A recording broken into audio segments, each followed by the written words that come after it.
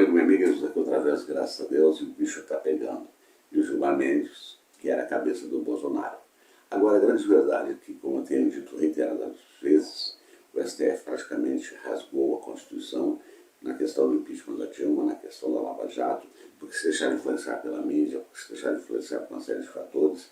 E agora, eu também já tenho dito reiteradas vezes, eles estão com sangue nos olhos.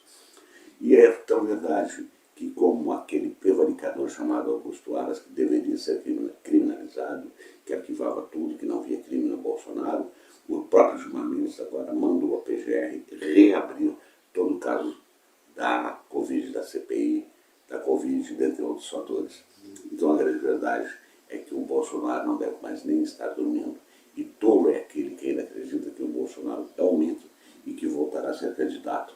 Mas eu quero pedir para você que está chegando pela primeira vez no canal, se inscrever, ativar as notificações, todos os links certinho para não deixar de esquecer no final, comenta esse vídeo, principalmente compartilha, e vamos à entrevista do Gilmar Mendes, onde ele afirma que o Bolsonaro é o grande mentor e orquestrador do golpe de 8 de janeiro. Assiste aí e volta aqui comigo com o meu comentário final. Vai lá que eu estou te esperando.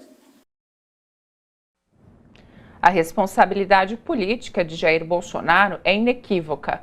O entendimento é do ministro Gilmar Mendes, do Supremo Tribunal Federal, sobre os atos golpistas do 8 de janeiro do ano passado. Em seu gabinete no STF, o ministro concedeu entrevista à agência France Press. Vamos acompanhar. A responsabilidade política é inequívoca. Eu acredito que até mesmo os militares não retiraram esses invasores, esses manifestantes, por conta de algum estímulo, né, que havia por parte da própria presidência da República. Um governo que incentivava algum tipo de anarquia, especialmente no que diz respeito às forças policiais, como se viu no caso aqui de Brasília, em que a PM, a Polícia Militar, não atuou, né? ou atuou de maneira insuficiente. Né? Eu acho que o sistema político está mais alerta em relação a isso, e certamente também nós temos que fazer reformas sobre o próprio papel das Forças Armadas, a politização que acabou por ocorrer, né? A ocupação por militares de cargos civis. O próprio Ministério da Defesa não deveria ser ocupado por militar. E essa foi a filosofia da mudança que ocorreu. Acho que precisamos discutir essas questões. O próprio sistema de inteligência, o GSI, ainda estava ocupado por pessoas que vinham do governo anterior. Então não tinha havido aquilo que a gente poderia chamar uma troca de guarda, né? Então certamente houve algum tipo de falha de avaliação. E o que estava em jogo não era a dúvida que tivessem em relação à urna eletrônica, era a busca de um pretexto para um caso de um resultado desfavorável.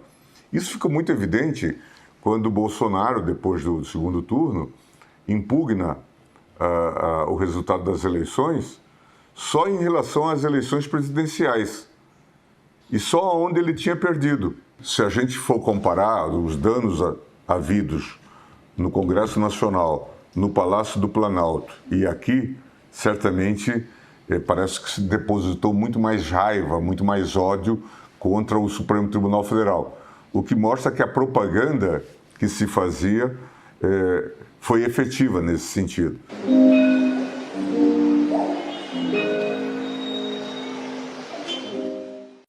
Aí está. E eu tenho dito também que as pessoas estão com muita pressa de ver isso desvendado, de ver o Bolsonaro na prisão, enfim. Mas eu tenho dito que isso tem que ser feito com muita calma. E é um esquema de um jogo de xadrez muito bem montado, a estratégia está muito bem montada.